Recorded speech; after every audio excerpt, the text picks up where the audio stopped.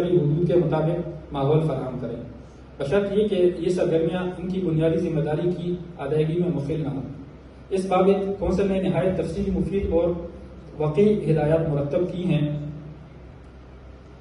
تعلیم کا حصول عورت کے حقوق میں سے ہے، اس لیے حکومت کی ذمہ داری ہے کہ ہر سطح پر ان کے لیے الگ ادارے قائم کریں، ان کے فطری تقاضوں سے ہم آہنگ شعبہ تعلیم میں ان کو سہولیات دیں۔ اس طرح ان کو مختلف ہنر، دستکاری اور صنعت کاری کے میدان میں مختلف کورسز ان کے اپنے علاقوں میں کروائے جائیں تاکہ وہ گھر بیٹھ کر اپنی کفالت کر سکیں۔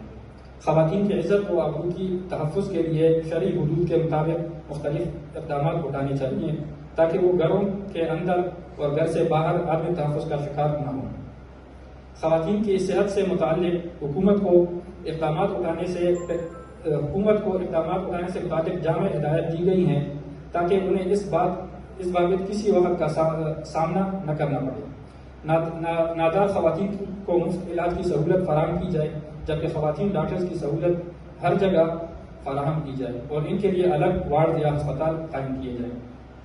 اسلامی تعلیمات کے مطابق خواتین کے حقوق سے متعلق قانون سازی